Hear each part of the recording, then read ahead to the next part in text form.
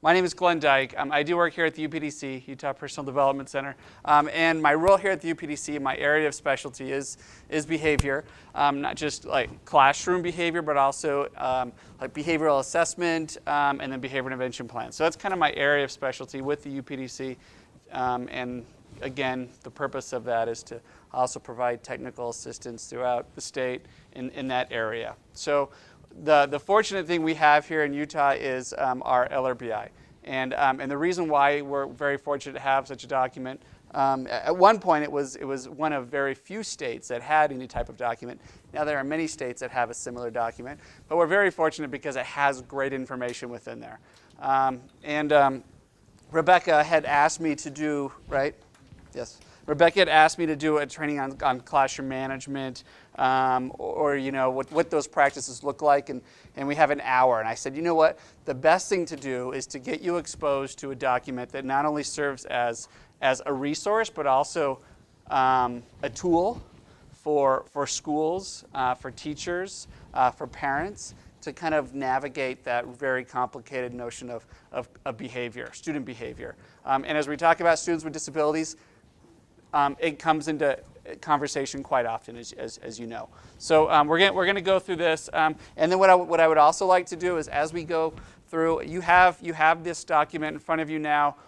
Pull off the plastic. We're going to go through it. You have highlighters. You have little sticky tabs that I put on your desk area.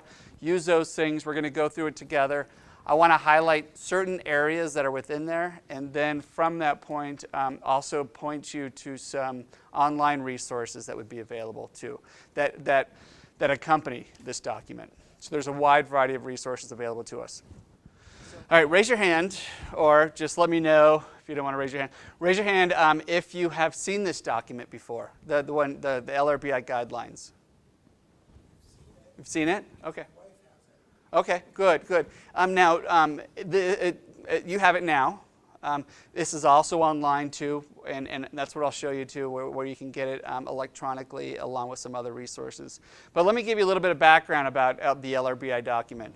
Back in 93, 94, there was the original LRBI document. It was watermelon colored, and at that point, and as if you notice, if you look on, it says LRBI, and what does the word underneath it say? Guidelines. At this point, it's guidelines. When it was watermelon color, it was part of the special education rules and regulations. And that was, back in 94 was the original production with that, where it came out and it was watermelon color. And then IDEA does some reauthorization in 97, and so in 2003 or 2004, we get the next one that comes out, and that was yellow. And that document in itself was not guidelines. It was special education rules and regulations. With our last actually it was, what year are we in? 2004 was our last reauthorization. So let me back up two pieces from now. So in 97, we came out with, in 97 came the yellow LRBI document. So we had the watermelon in 93, and it was actually probably about 2001 or 2002 that the yellow one came out following the 97 reauthorization. And then following the 2004 authorization, this was our most current one. What it moved from special education rules and regulations to guidelines. And what the guidelines means is that every district needs to, in a sense, adopt some type of policy as it relates to these things. What we do is, as I go through this, I'll highlight what is still special education rules and regulations and what is guidelines. And so we'll kind of go through that. So you have an idea as to what is special education rules and where that would be found. And then we will also go through and talk about the rest of it as guidelines. But each district should have a policy in place addressing the notion of behavioral interventions. Now, there are key words. LRBI, least restrictive behavioral interventions. So and those are key words to understand. When we talk about least restrictive behavioral interventions, what we're talking about is there's a continuum. And the continuum relates to the types of interventions that we're using, from very less restrictive interventions that we will use for all students, all the way to interventions that are restrictive. And what this document does is it outlines the policies and procedures or the guidelines for which we as an IEP team consider those more restrictive interventions. And the notion, a general guideline would be is when we're talking about restrictive interventions, we're not talking about restrictive interventions for mild behavior. We're talking about restrictive interventions for more very serious problem behavior, such as aggression towards self, aggression towards others.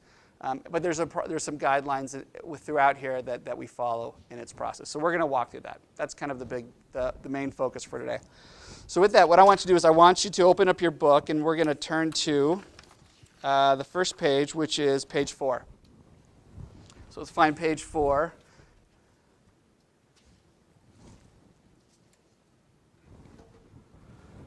So on 4, what we have is we have this triangle. Have you seen this triangle before? Some? Yes? No? The triangle?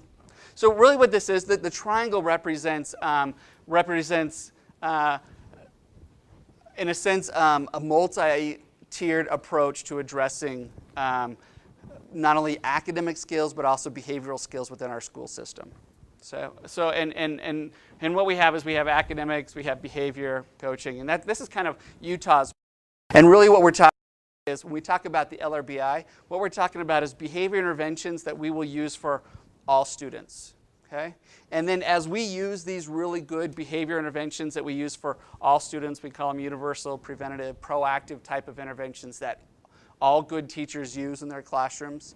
As we use those things, what's going to happen is that we're going to have a smaller number of students here that may need additional interventions, some more intensive type of interventions. So we're talking about target interventions for students who are at risk for behavioral challenges. And then if we do a really good job here, what we do is we have very few students up here. So if we don't do a very good job here, what's going to happen is we're going to have more students here, and we'll have more students here. And if we have more students in these some and few, what ends up happening is we have a really difficult time addressing needs. So what we have to do is step back and say, how well are we doing a job here with addressing interventions for all students? And this is actually how our LRBI document is laid out. It's laid out into 3 parts. We're going to talk about interventions for all, and we're going to go through what those look like. We're going to talk about interventions for some, and we're going to talk about interventions for few. And when do we consider looking at this, and when do we consider looking at those interventions for few? So that's how the LRBI document is laid out. Let's go through and step back and say, well, when we start talking about interventions for all, the first thing we have to do is know that on the next page, which is page 6, or 5, I should say, page 5. The first thing we have is we have this USOE board rule. So what I want you to do is I want you to go through, highlight USOE board rule. I want you to read it to yourself, and then we're going to talk about the key pieces of that USOE board rule, which are not guidelines.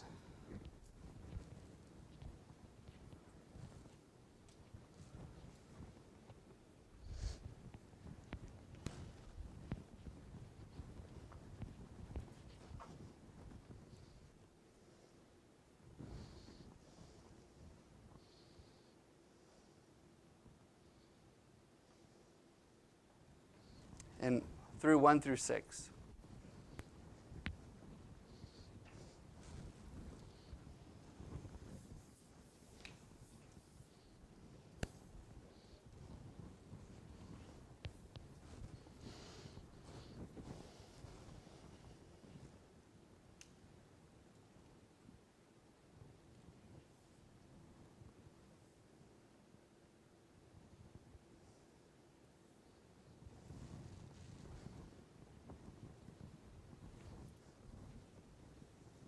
Okay, let's look at that real quick.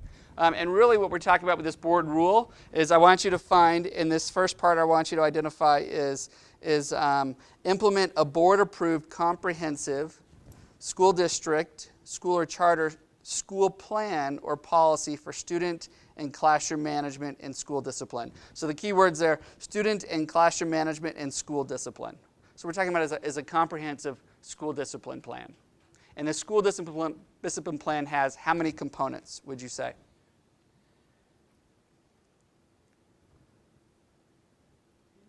3? It's going to have 6, and we're going to have 6. And basically what those components are those 6 items right below.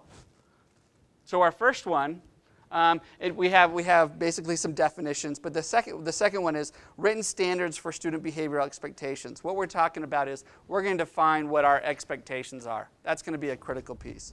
The third part is we're going to have to, and the key word here is teaching student expectations, is we're going to have to not only define what they are, second part is we're going to have to teach what those things are. Okay? The fourth component is going to be not only are we going to define what they are, we're going to teach what they are, but we're going to have some way of reinforcing those expectations, recognizing when kids are meeting those expectations. And those are 3 critical pieces right of themselves. And the fourth one would be having a program related to, here we are, right here. Methods for correcting student behavior. This would be another key piece. So uniform methods for not only reinforcing when those expectations occur, but also have a procedure for correcting when those behavioral errors occur. And then using data to kind of evaluate how our system's doing. The whole purpose for that is if our system's not doing a really good job with this piece right here, we're going to have a lot of students in here. We're not going to be able to manage all that. So if we do a really good job here, then we have appropriate number of students here. So that data piece is critical. And then, of course, the ongoing staff development related to addressing what that looks like. Okay? Yeah. Is this a school district rule that they would be set forth, or would it be individual schools within the district have their guidelines? Because it seems like a lot of implementation from a district level seems like it would handle better on a school level. So let's go up and read it. It says a school district, school, and charter school discipline plan responsibilities. So basically we're talking about all the above. Yep, all the above. Okay. The bottom line would be is implementation at the school level. That's where we're going to see that. And also at the classroom level. So those are critical pieces. Now, you mentioned 3 pieces, and really there are actually 4 really critical pieces. The 4 really critical pieces is that we are establishing expectations, we're teaching those expectations, we're reinforcing those expectations, and we're correcting when those errors occur. Those are the 4 critical things. All right? And as we look at the next pages, so let's go ahead and turn to page 6. And this is how our LRBI document is nicely laid out. If you look in the middle, the first one is establish expectations rules. And it has some guidelines for the school system to be able to do that. What does it mean to establish expectations? And so it has some guidelines here for that. The next bottom part says explicitly teach what those expectations rules. And again, turning the page, has guidelines on what it means to teach those expectations. From the instructional sequence, from different types of routines that we should be considering in that whole process. In the very bottom, we're talking about reinforcing those expectations and rules. So that's that third part again. So clearly define, clearly teach, reinforce, and here we have on page 7 and 8, we have ideas and suggestions as it relates to teaching those what those expectations are. And then on the next page, page 9, what we have is we have correct behavioral errors and how we do that.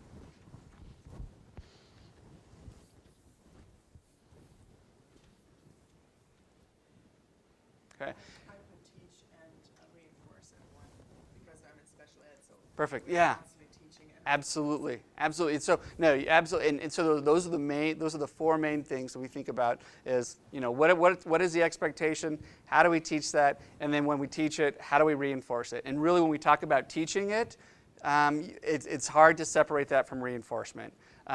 For example, this happens. This also goes with academics. If I were to show a letter A to you, okay, and I were to say, letter A, what letter? And you would say A. But if I do nothing else after that, it's really vague as to whether or not that is the letter A or not. Versus if I were to say, yeah, that's it. That is the letter A. You got it. That's that reinforcement piece. It's very difficult to separate from a teaching piece. We got to teach it, but then you also have to reinforce it. So the students understand, are very clear as to what that is. That's an academic example, but in the field of applied behavior analysis, don't even separate the difference between academic and behavioral responses. They're just responses. Does that make sense? So they're just different responses. How somebody responds behaviorally versus academically, they're really addressed the exact same way. Okay? And so let's look at page 10 now. On page 10, now the nice thing about this, on page 10 we have a checklist for classroom management. And this really can go into like the heart of what this means in a classroom setting. So the nice thing about that is that if we look here, the components of a successful classroom checklist can be found in Appendix X1E. What is that? Roman numeral 11, right? Subparagraph E. So let's go ahead and find that right now. It's going to be towards the back of your book. And a little cheat would be page 92.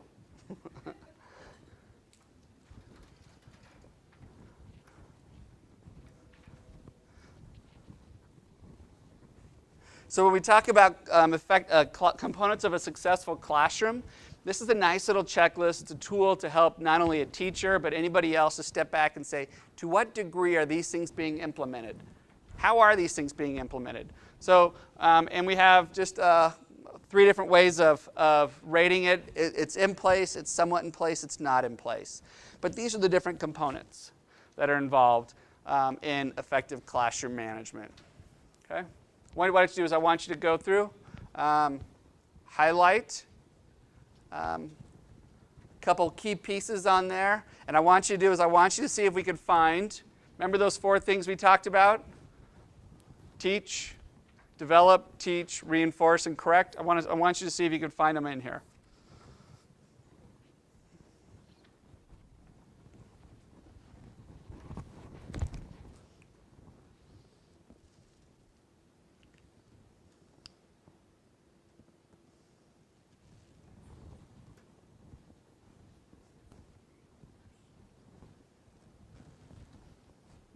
So we're talking about expectations, teaching expectations, reinforcing expectations, and correcting expectations. See if we can find those within that checklist.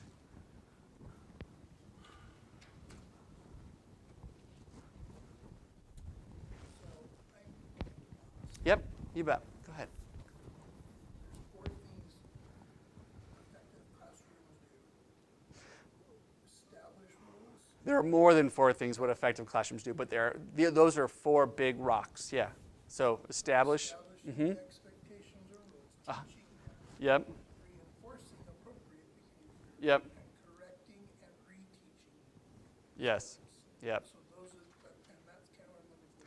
Yeah, exactly. Yeah, exactly. So what we want to do is this tool should be a supplemental. And really what the important thing is I want to emphasize how critical that is, how critical those skills are. And as if we look at this document, they are the first 4 out of the gate. The first 4 out of the gate would be is having rules, posting rules, classroom rules expectations posted, positively stated. Okay? Having the rules expectations systematically taught. So here's the development, here's the teaching, positive consequence associated with those rules, and then also there's procedures to address students. So the 4 main things right out of the gate on this kind of checklist are those 4 critical pieces. But those aren't the only things. There are a number of other things that effective teachers do as well as it relates to classroom management. We're not going to go through all of them, but I wanted to give you kind of an idea as to what's there as part of that checklist. Okay? Thank you for asking the question or clarifying. Did that help clarify? Okay. All right, so let's go back to where we just came from, which was page 9.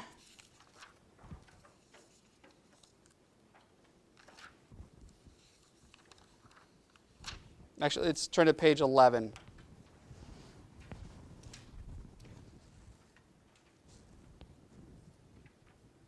On page 11, so that checklist that we just talked about, that was applying the principles to a classroom level. What these next few pages are going to be, and the emphasis in these next few pages is applying those principles to a school level. So what does it look like in the entire school? And that's where our next page's focus of school-wide systems. Okay? And a term that a lot of people use to describe these school-wide systems is called PBIS. And PBIS stands for Positive Behavior Interventions and Supports. So we always hear a lot of acronyms, right? So PBIS, Positive Behavioral Interventions and Supports. That's what PBIS stands for. And 4 critical components to positive behavioral intervention supports, again, has to do with, at a school level, defining what our expectations are for the entire school. And when we talk about the entire school, we're talking about in the hallways, in the cafeteria, out in the recess. But what are those expectations? Defining what those things are. And then not only do we find them, what are we going to do? What's our second critical piece after we've defined them? We're going to teach them, yep. So another critical piece, a big critical piece is after we define them, we're going to teach them. So if we're going to teach what expectations are in the library, where should we be when we're in the library? Or where should we be when we're teaching them? In the library. Good. I answered my own question. So if we're in the hallway, and we would be teaching what those expectations will look like in the hallway. If we want students to understand what those expectations are out at recess, where do you think those expectations should be taught? Out at recess. Okay? When we're in the classroom and we want the student to understand where the expectations are in the classroom, we would teach them in the classroom. So the critical piece is not only defining what they are, but we're going to provide some instruction on what those things, what that means. And when we always talk about instruction, we're usually talking about examples and non-examples of what those things look like. Okay? And then having kids practice. And as kids practice and they do it correctly, what do you think is going to follow next? The reinforcement piece. Yep, absolutely. The positive reinforcement piece. And so now we've defined the expectation, we've taught the expectation, we've given practice opportunities, and we've reinforced those expectations. Okay? And then when errors occur, what do you think we're going to do at that point? We're going to correct them. Absolutely. We're going to have a system in place for correcting them. So we're going to back up. That may have a student, let's go back, let's try that again. Okay? So those are the critical pieces. So really what we're talking about, those 4 main pieces, not only apply at the classroom level, but they also apply at the school level. And if you look at page 13, you can see a visual of this, and also some school level examples as what those things look like. So here we have establish expectations, teach expectations, key words here in all areas. And then reinforce expectations, again, all areas. And then correct those errors. So those are the 4 critical pieces that really apply to classroom management, school management. All right, now let's change gears. This goes into functional behavioral assessment, behavior intervention plans. But we're going to leapfrog ahead a little bit, and then I'm going to come back to it. So what we're going to do is I want you to change gears, and I want you to turn to page, let's see, seem to have lost, page 31. And you're probably going to want to put a little Post-it note on page 31, because from page 31 to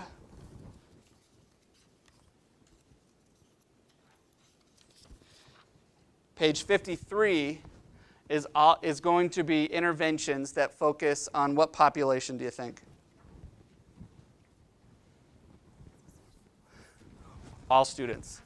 So yes, you are absolutely correct, but it's going to be all students. So really what this section here is, what are good effective interventions for all students? That means kids with disabilities, kids with special needs, all students. Doesn't matter regardless. These are good interventions that we should have in place for all students. And we have quite a bit of list, quite a large list. So if we look at page 32, and this is how our LRBI is laid out. If we look at page 32, what we have is we have a list here. It starts with A1, and it goes all the way to A27. Okay? And what we're talking about here are a number of different interventions that are appropriate for all students. So what we have is we have 3 different columns. The first column is the name of the interventions. The second column, as you noticed, we have whether or not parental notification is needed, and we have a behavior expert on the IEP team. Now, these are interventions that we use for all, some, or few. What do you think? It's for all. So if it's interventions that we use for all students, would there be a need to notify parents? No, wouldn't be a need to notify all parents because we use these procedures for all students. Okay? And because we use these procedures for all students, there really isn't a need for a behavior expert on the IEP team. Okay? That is going to, those two columns, or those columns are going to change a little bit when we get into, and I'm going to go back to this graphic here. When we get into this some and few, that's going to change a little bit, especially when we get to few. It's definitely going to be changing quite a bit when we get to few. There will be, for some interventions, there may not be a need to notify parents, but for some, absolutely there will be a need to notify. We'll talk a little bit about those. Okay. But let's figure out how this works. So I want you to find A3 on the left-hand side. And when we find A3 on the left-hand side, what's the name of that intervention? Behavior momentum. Love the intervention. It's a great intervention. If I wanted to find more information about that intervention, what I would do is I would use the following pages. And here's how it's organized. We have A1, A2. What I want you to do is I want you to find A3.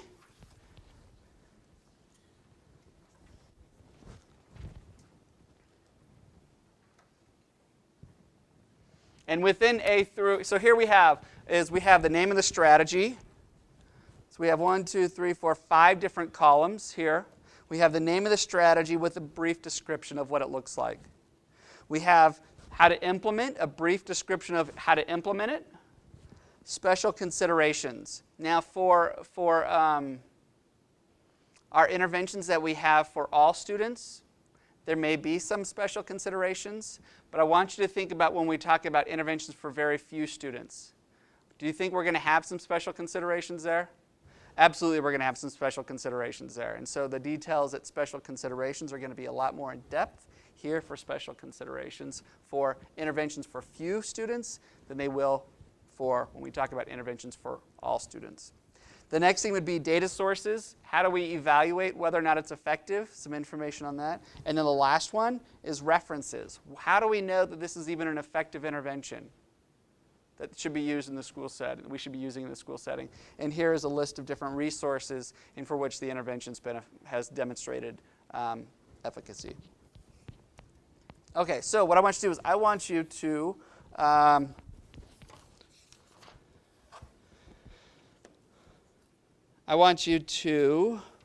find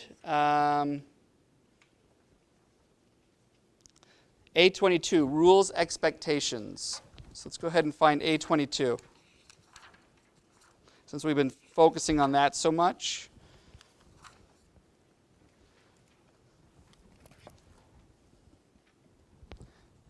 And what I want you to do is I want you to go through and I want you to identify, highlight these pieces, read through it, and then we'll ask a couple questions on it.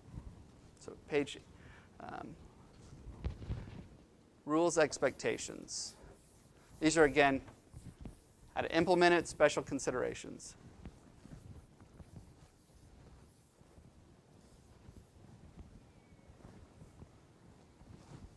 Oh, you're fine.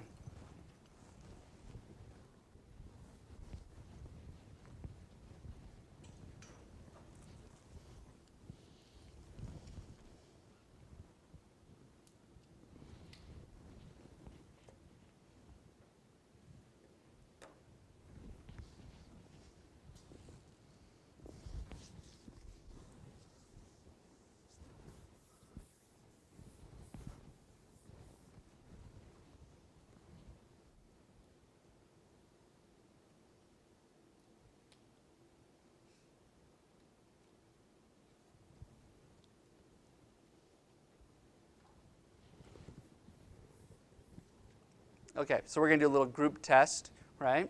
So a little group test, see how you do. And this is going to be on the implementation. So we talk about implementing these things.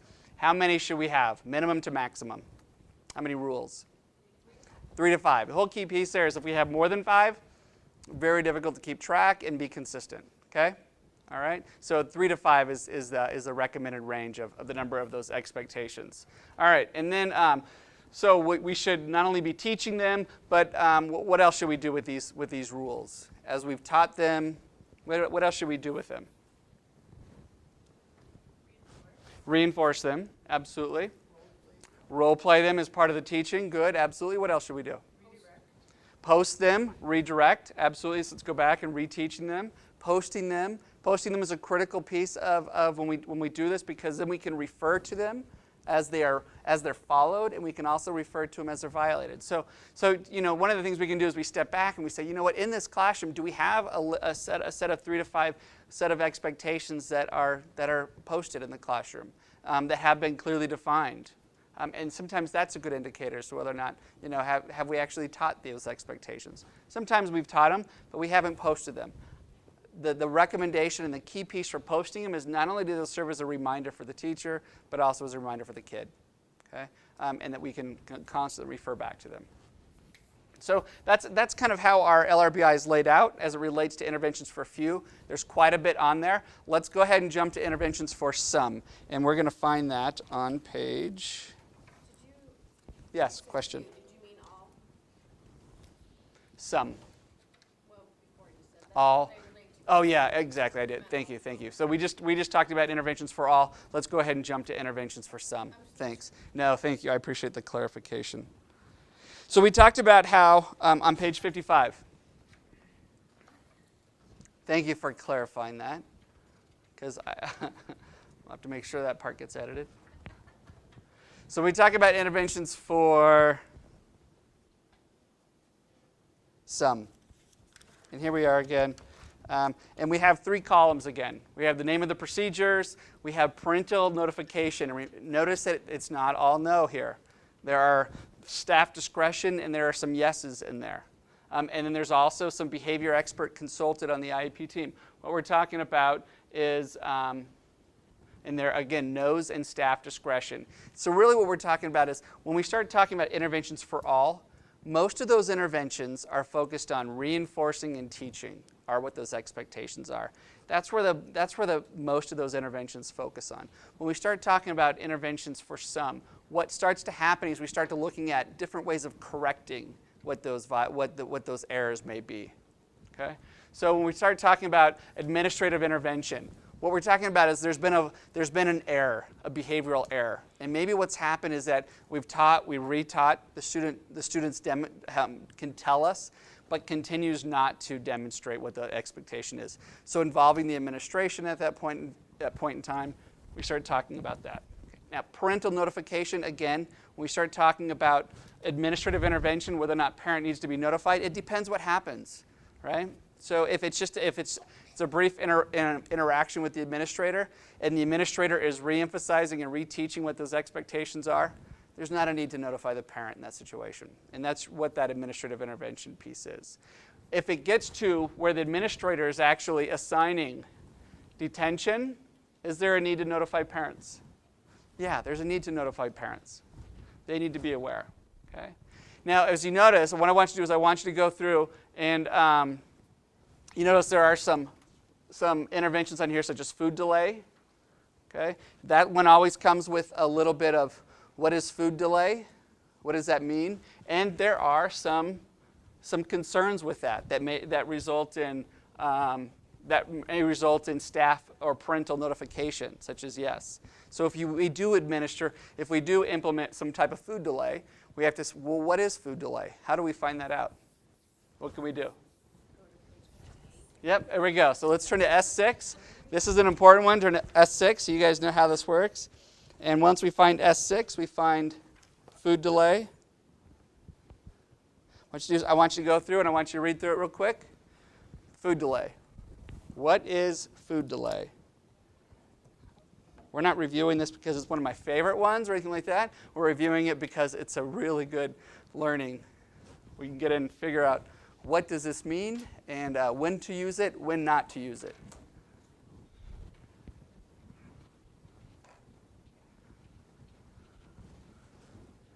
And it could be quite controversial too. I could see the look on some of your faces. Yeah. Yeah. It could be quite controversial. I always thought that was old school.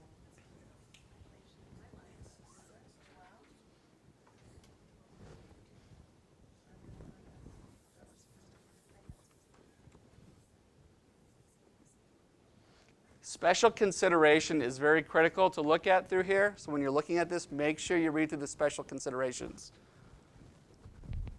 Let's go through them together. First critical special consideration, students cannot be completely denied a meal. Okay? So students cannot be denied a meal. We're talking delay, not denial. Two different things. So that's the first critical consideration. Usually delays about 15 minutes. Okay? Or half of the allotted lunch period. So that's what we're talking about, a delay. 15 minutes or half of the allotted lunch period.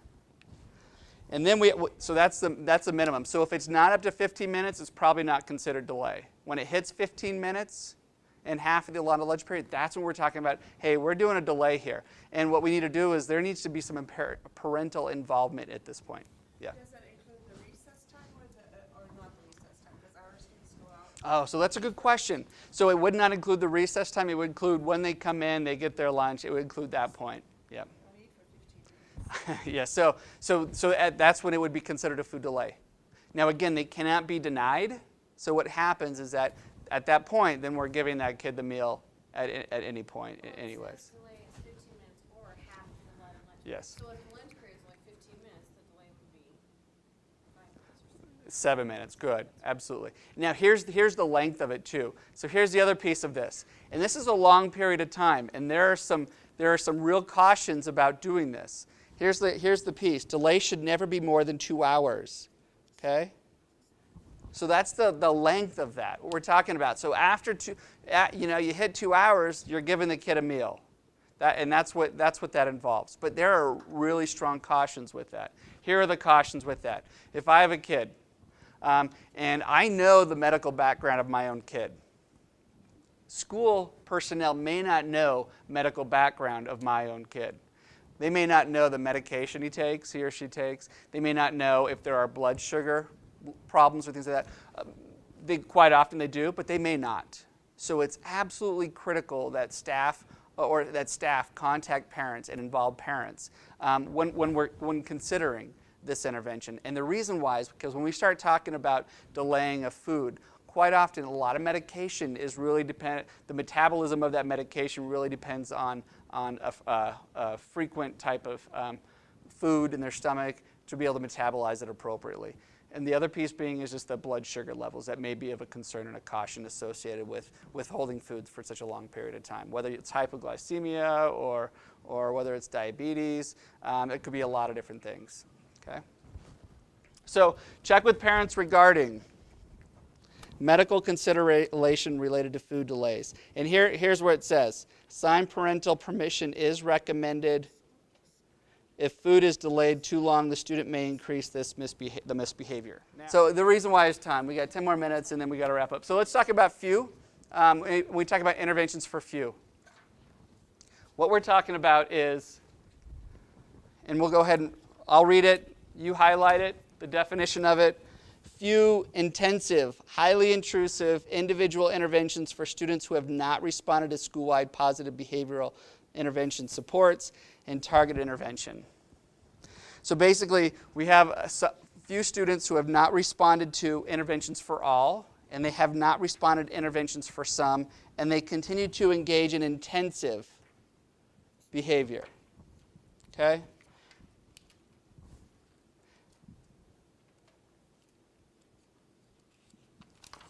So we're not talking about laughing, we're not talking about giggling, we're talking about more very intensive type of behavior. For high-risk behavior that has high risk. If you were to look at page 71. Talking about older children, you don't see as much of this in elementary school, or you do see as much in elementary. So there are definitely students who engage in like very serious self-injurious behavior from preschool on up to 22. So it covers this. It covers the the span of education. So absolutely, does it happen that often? No, but those kids are out there. So the nice thing about this is it allows it gives IEP teams opportunities to problem solve and say, hey, what are some different things that we could be doing? The key piece here is this: we don't just jump to interventions with few. The guidelines are we don't just jump to interventions with few. We start with interventions that we would use for all students. Okay? And we're trying multiple of those interventions to see success. If that's not being effective, then we look at interventions for some, and we try multiple of those interventions prior to looking at interventions for those highly intrusive type of behaviors. Now, with that, there's also something to be said about, we're going to talk about some emergency type of things, and that's where we're going to go back and we're going to review that in a little bit. Yeah. I went to preschool, and some of the behavior interventions here were something they mentioned at the very beginning, and they said something about needing to have a human rights, I'm not sure what the exact Human Rights Committee. evaluate it before they could implement Yeah, absolutely. So that school district, that's something that is absolutely that is still part of the guidelines. Absolutely, that it's in there. It's that when school teams or IEP teams are looking at these, then there needs to be a human rights committee that looks at and evaluates it. It's in your LRBI manual. Let me point you to it real quick because it's an important piece to understand, and then we will return to where we were. So on page 26, if you want to just go ahead and flag it, we will come back to it, okay?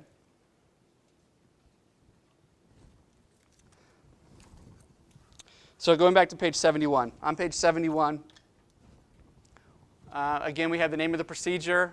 We have parental notification, behavior expert on the IEP team. Parental notification. How many, any no's on there? No.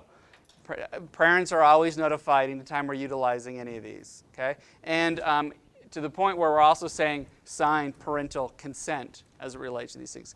There are some of these things, there are two of these things that may happen in emergency situations where you don't have parental consent when you need it. For example, you have a student who may be trying to, becoming very self-injurious and trying to cut themselves on glass type of thing. Somebody has to intervene. That intervene may involve some type of what we call, maybe some type of restraint, manual restraint, where we may have to hold them or pull them away from cut glass so that they're not hurting themselves.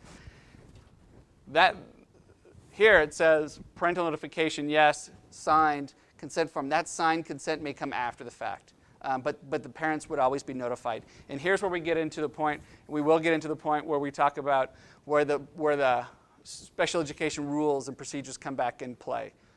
And let's say, for example, we have a student who is biting themselves, and biting themselves to the point degree where they are removing, chunks from their arm, from their forearms. If a taste aversion regarding the biting, if that would be an effective intervention to stop that behavior or momentarily suppress it, it's not the answer to it. But if it momentarily stops it, while you can continue to teach what to do instead of, and I think that's the important piece, is anytime we use any of these interventions, we're always using the interventions that we use for all and some. So we're never utilizing these in exclusion of the others. The focus there is on teaching. So we're always using our interventions for all students. That's why it's called interventions for all, because it's applied to all students. Not when you become in that some category, it applies to all students. So we're always using those interventions, teaching what the kids should be doing instead of. When it gets to this point, is that an option? And you know what? Why it's in there is because there's evidence to say it's been effective in the past under certain conditions. So you have to go through and we have to look at it and we have to put it into context. It may be appropriate in some situations. It absolutely may be completely inappropriate in other situations. But it's the IEP team to be able to step back and look at that. Okay? So parent notification, behavior expert on the IEP, always, yes. Without going into the specifics and looking at those things, let's look, actually, yeah, because we're running out of time. Let's go back and look at turn to page 23. And if we turn to page 23, here's where we come back into, here's where the special education rules and regulations come back into play as it relates to these emergency procedures. So implementation of emergency procedures, I've got it highlighted here. So when an emergency situation that occurs, so this is a critical piece, when an emergency situation occurs that requires the immediate use of highly intrusive individual interventions to protect the student or others from harm, the staff shall complete and submit an emergency contact information to the LEA and notify the parents within 24 hours. So that's part of our special education rules. Okay. So and basically what we're talking about, the critical ones is like that manual restraint and seclusion, and those are very hot topics right now. But the whole purpose for that is we're talking emergency situations. We're talking about the student, if not doing anything, the student's going to hurt themselves. And what we have to do is we're going to intervene so as to prevent that from happening. So here's where we identify what an emergency situation is. If we have a behavior requiring an emergency procedure once a week, twice a month, 4 times in a school year, what we're saying is we have a pattern of behavior and we need to address it with a behavior plan. That criteria, though, is really guidelines. The special education rules say anytime that we have to use an intrusive intervention, then we have to submit an emergency contact form. Okay, so the next 2 pages are actually what the emergency contact form involves. So I'm not going to go through each of those pieces other than it re-specifies what that special education rules and rule is. Now let's go back and talk about functional behavioral assessment, and then we will be done. So let's turn to page 20. And here again is our special education rules and regs. Okay? As appropriate. And that's the vague term that probably needs to be defined, but you could probably define it in your situation. Okay, as appropriate, the student should receive a functional behavioral assessment and behavior intervention services and modifications that are designed to address the behavior. Okay, so if it is resulting in that student being suspended, loss of services, as appropriate, then let's step back and address it proactively by doing some assessment on the behavior. Why is that behavior occurring? Now, the terms functional behavioral assessment come from the field of applied behavior analysis. The behavior intervention plans are utilizing behavior intervention strategies that are based in the field of applied behavior analysis. Here we have a definition of what it is. And really what we're talking about is, if you look at the next page, we're talking about 3 terms. Okay? So what activity or event typically occurred before the behavior that, in a sense, triggered that behavior? And then what was the consequence for that behavior? And by repeatedly observing the behavior, what happens prior to, what happens afterwards, we can get an idea as to why that behavior is occurring. And so the whole purpose of a functional behavioral assessment is to say, why is this behavior occurring?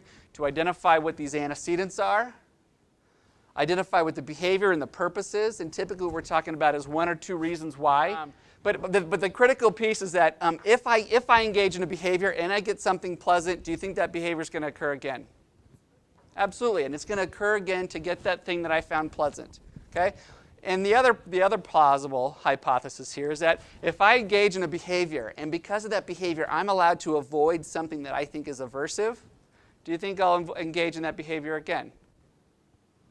When that aversive thing comes around, and I've learned that if I do this, I can get out of doing it, would I do that behavior again? Absolutely. So those are the two notions there: to get or obtain, which is that positive reinforcement notion, and to escape and avoid, which is that negative reinforcement perspective. So once we know why it's occurring, once we know what they're getting or what they're escaping and avoiding, then we can build a behavior plan for that kid. Let's say, for example, it occurs during math because math is frustrating for the kid. And they get out of math. We notice he's always out of math. Well, that behavior is going to continue unless we do something different with math. That means we may have to modify the instructional level. Okay? We may also have to teach that kid how to get help skills, or how to ask a friend, how to ask a peer. And then we also may have to say, hey, you know what? For every problem you do, I'm going to cross out a problem you don't have to do. Okay? So now the kid's like, oh, I do math, I can get out of math. Rather than acting out to get out of math, I can do this math that's on my level to get out of math. That's a lot easier. And so you put those things together, and then that becomes, in a sense, a framework for a behavior plan. That's a very simplistic approach to looking at it, but given the timelines, the time frame that we have to go into the more detail, I think that kind of is it is sufficient. So we talk about doing a functional behavioral assessment. The big question is, when we have those things that are occurring earlier on, let's not wait till they're way out of control. Let's do that assessment. Let's do a behavior intervention plan. The key piece to that is that when you have an IEP team, who does that? Who does all that? You have to have somebody that understands the notion of what is a functional behavioral assessment. Someone who has some type of, some background in behavioral assessment. Okay? And then you also have, and by the way, it can't be done in isolation. It needs parents, it needs teachers, it needs anyone who interacts with that kid during that behavior. They're all involved in that process because they're the ones providing the information as to why that behavior is occurring. Okay? And then it needs all of them to kind of brainstorm. What can we do differently? If it's always happening in math, what can we do differently? Or if it's always happening while he's sitting next to this kid, what can we do differently? If those are the antecedents or the triggers. And then then that behavior intervention plan. Do you have a link on your Utah Parent Center website to the LRBI? Do you guys know? I'm not sure that we do yet. Okay.